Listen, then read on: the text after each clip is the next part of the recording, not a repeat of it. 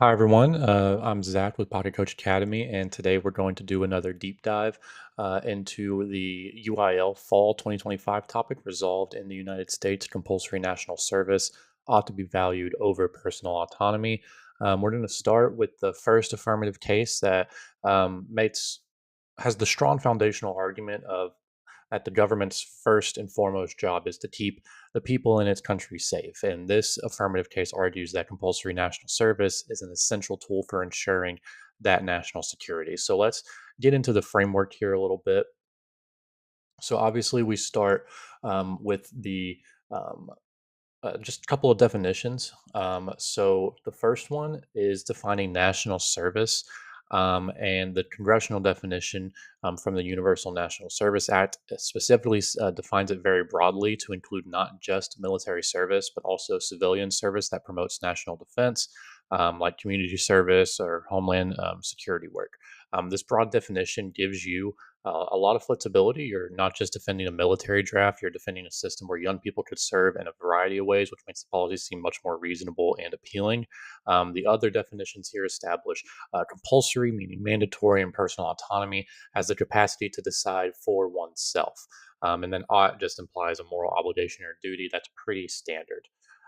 So then we get into the value and the criterion here. So the core of the framework is going to be kind of a Hobbesian philosophy explained by this Druschek, and pronounce that how you want.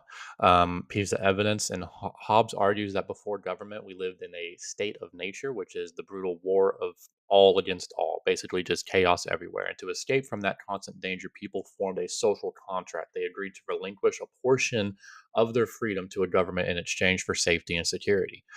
So this is going to be the framing device for pretty much the entirety of this affirmative case. The foundation of civilization is sacrificing personal autonomy for security. It makes um, personal autonomy seem like a luxury that can only exist after the government has established security, which puts the negative in a tough position because we could argue, as the affirmative, that without the safety and security of a government, personal autonomy is uniquely limited by the chaos of the state of nature, which is why you specifically need security in order to achieve personal autonomy, which is going to be a key framing argument for the affirmative team. Then we get into the criterion a little bit, which is pretty standard. The criterion is enhancing national defense. The Emboden card specifically says that providing for the common defense is a core constitutional responsibility of the government. A strong military is essential to deter aggression and, if necessary, win wars, which gives the judge a clear, concrete metric to evaluate the value in the round. And the question just becomes which side does a better job of strengthening America's ability to defend itself and therefore uphold national security. So then we get into the contentions here. We have contention one, specifically saying that valuing service over autonomy strengthens the homeland. So this is going to be a little bit more of the military side of things on this contention, right? So we start with this Benchanel 16 evidence. And it specifically argues that all volunteer military has created a dangerous gap between the American people and those who actually fight the wars for the American people. So it's become almost an abstract, outsourced thing that where war is only affecting a small fraction of the population. A system of national service, or even just the possibility of a draft, ensures that all citizens have some sort of weight in that war, have some sort of burden and a shared national burden within that war, which is a pretty powerful civic argument and appeals to a sense of shared sacrifice, national unity, framing the current system as morally wrong and deeply unhealthy, allowing you to seize the moral high ground through the defense of a national service. So then we get into subpoint B here. Again, the same piece, the same author, the Ben Chanel 16 evidence. And this is specifically a piece of deterrence evidence, and it argues that having the mechanism for a draft serves as a powerful deterrent. It signals to our adversaries that national resolve and or signals our national resolve and our potential power from just the huge or the large amounts of civilians that are in the military, which is going to give you a huge national security impact. It deters other countries from testing your military strength, and by testing, I mean doing things like aggressive acts in the Pacific Ocean, just to see if the United States has the capacity, or I guess the willpower almost, to respond to those kinds of, I guess, aggressive acts. So then we get into the Cohen 23 evidence, subpoint C. Specifically, this is about social capital. What this is specifically arguing is that compulsory service is the best way to build unity. It kind of forces people from all different backgrounds to work together in some sort of common cause. So um, that kind of bleeds into the Putnam 2001 evidence, which explains that this kind of unity builds social capital, which is like a web of trust almost that holds society together. Obviously, if people learn to trust, people who might not look like them or act like them or talk like them, then it kind of helps bring society together, especially a society that is defined as a melting pot like America. Um, the Putnam evidence also says there's a huge, astonishingly strong link between high social capital and social cohesion and low crime rates, which gives you kind of another branch of security that you can go into to support the value that you're going for.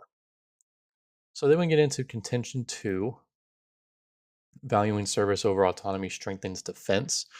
So first, we got this Barno piece of evidence which argues that the nature of war has fundamentally changed. Future conflicts will not be traditional battles. There will be shadow wars, hybrid conflicts with technology, drones.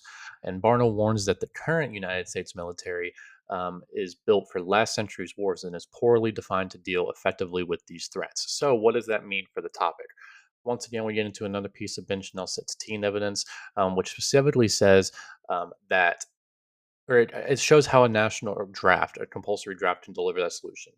Um, the next time that a draft happens in the United States, it won't be to get pure bodies, right? It won't be so that we have enough people holding guns that, we will end up with more people alive on the other side or than the other side. Just the raw numbers that the draft used to support. You think about Vietnam, it was a completely randomized draft. It didn't really matter who they got, it just mattered that there were people in the military and a large number of them. This piece of evidence is arguing that that will not be the case in the next war.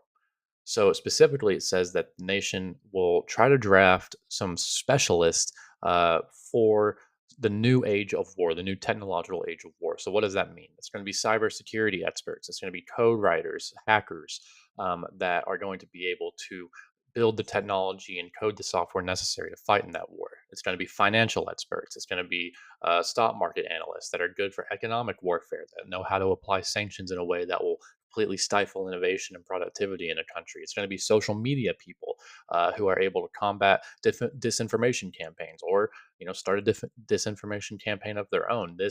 These are the kind of people that are going to be in the next draft. It's not going to be just random people to just increase the numbers in the military. It's going to be specialists that are able to do the things necessary to win that next war, which is a key part of, or a key difference in the earlier drafts and the drafts now, because typically in the draft in the past, if someone has this financial, big stock market job, they're not really eligible for the draft in the first place. This would uniquely change that, right? This would uniquely say that financial experts are going to be part of that draft. Code writers, cybersecurity experts are going to be a part of that draft, which means, national service can mean more than just going and fighting, combat in, some random country. Instead, it's going to be you're just required to provide a little national service by using the skills you already have to just help the United States complete its objectives.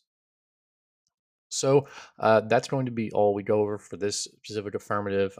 It's going to be a Hobbesian security-focused impact that kind of weaves in some new technological arguments for defense, like trying to recruit hackers, cybersecurity experts, financial warriors, etc. So ultimately, this affirmative saying while personal autonomy is good, it can only exist under the umbrella of security, which is why national service is essential or national service is essential to security, and that's why it ought to be valued over personal autonomy.